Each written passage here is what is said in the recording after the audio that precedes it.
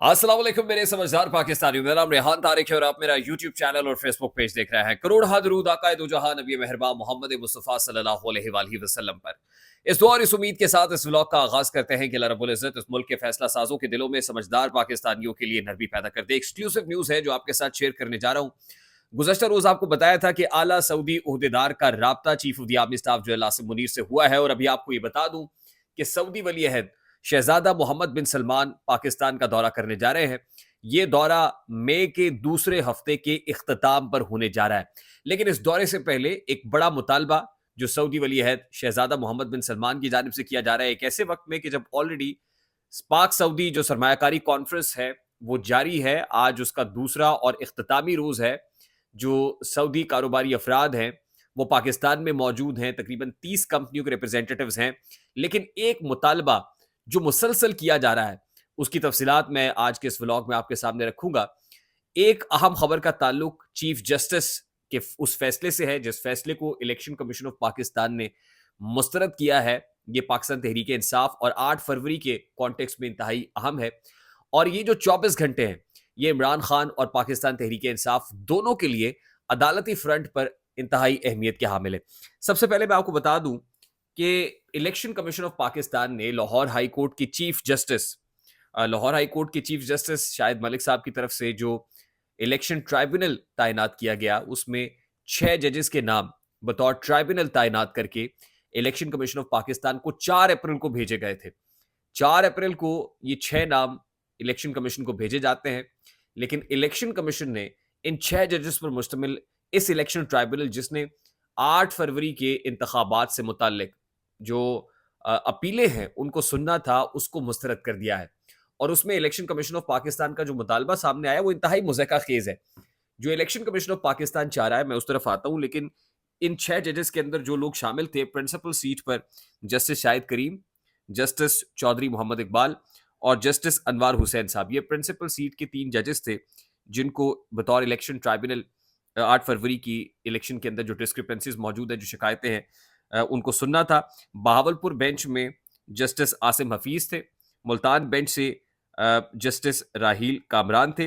Rawalpindi bench में justice Mirza Waqas Rauf थे। तो कुल मिला के यानी बहावलपुर, मुल्तान और रावलपिंडी में एक एक जज और उसके अलावा प्रिंसिपल सीट के 3 जजेस जिनको 8 फरवरी से मुताल्लिक जो डिस्क्रिपेंसीज की शिकायत हैं उन दरखास्तों पर समाअत करनी थी, ट्राइब्यूनल्स के सामने ये मुकदमात आने थे।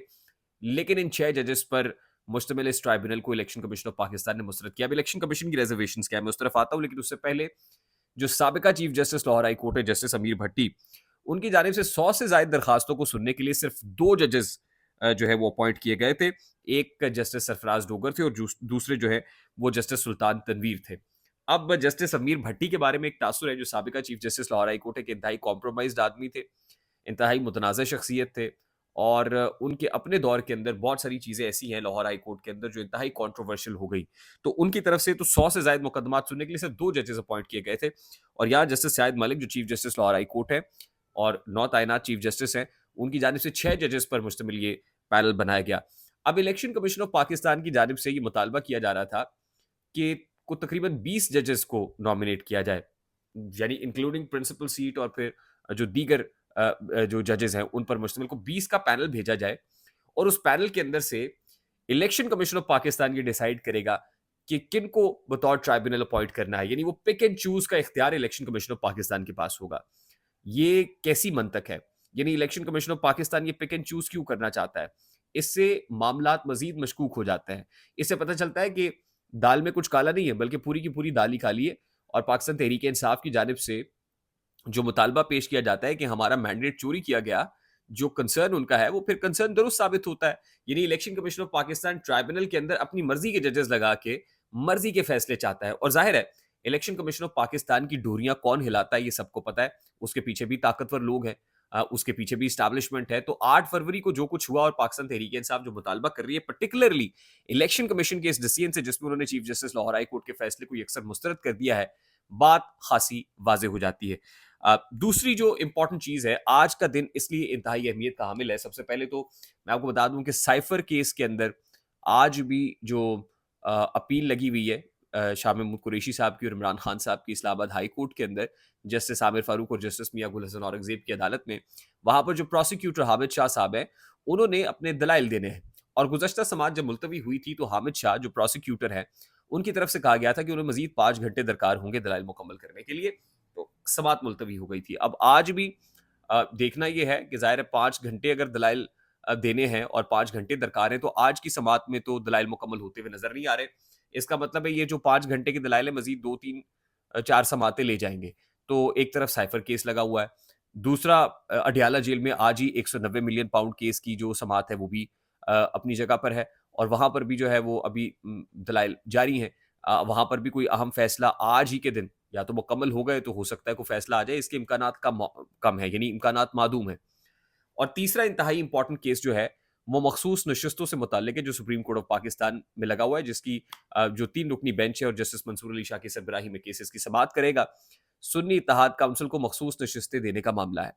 अब अगर तो तहरीक इंसाफ के हक में फैसला आता है तो भी और अगर मुखालिफत में आता है तो भी इसके अंदर अपील का हक मौजूद होगा और जाहिर है ये मामला भी चैलेंज हो जाएगा। लेकिन ये मामला इसलिए अहम है कि हुकूमत 2/3 मेजॉरिटी 2 तिहाई अक्सरियत ईवान में बना पाएगी या नहीं, वो डिपेंडेंट है मखसूस नशिस्तों के मामले के साथ। तो इसलिए हुकूमत और तहरीक इंसाफ दोनों के लिए ये मामला इंतहाई अहमियत का हामिल है और अब देखना यह है कि सुप्रीम कोर्ट ऑफ पाकिस्तान का 3 रुकनी बेंच जिसमें जस्टिस काजी फायज ईसा मौजूद नहीं है और एक तासुर ये भी है कि जस्टिस काजी फायज ईसा जितने कंट्रोवर्शियल हो गए हैं, अब वो मजीद इस तरह के केसेस में बैठ के वो चाहते हैं कि कंट्रोवर्शियल ना हो, लेकिन खैर ये एक तासुर है, ये तासुर की बुनियाद पर एक राय बनाई जा सकती है।